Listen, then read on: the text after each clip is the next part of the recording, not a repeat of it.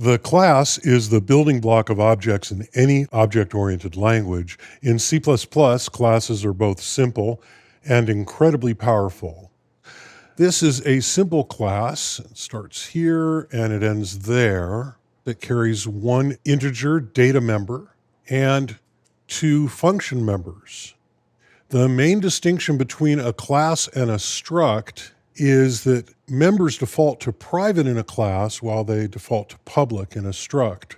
In practice, this means that data members are typically hidden from the interface in a class, so this data member is private, it cannot be accessed directly, and that function members are typically placed in a public section. So we have this public keyword with a colon, and then that declares a public section, and so these function members are public.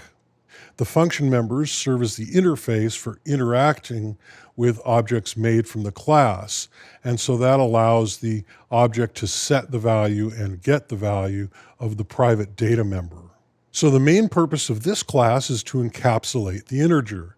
This allows the class and its objects to manipulate the value in unique ways without exposing the inner workings to the interface.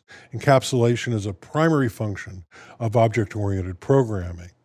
So down here in the main function, we declare an integer and we declare an object based on the class. So C is the class. You notice up here on line 5, class C. So that names this class as C, and then you can use C as a type to declare a new object.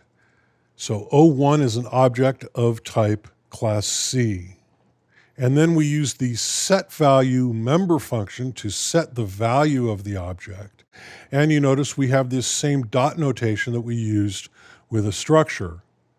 And then we can get the value using the getValue function member, also with the dot notation on the object. And so when I build and run this, you notice it says value is 47, and that's our printf here, printing the value from the object. So we could easily create more objects based on the same class, call them 2 and 3, and we can set their values, say I times 2 and I times 3, and we can print all of those. I didn't set object 2 and object 3, did I? There we go. And now we get the results that we expect. So this makes it easy for us to create several objects of the same class, and each of them carries their own data. They're not carrying the same data, they're carrying their own data. So just like with a structure, when we build an object based on a class, we're building an instance of that class, each with its own memory space and each with its own copy of the data member.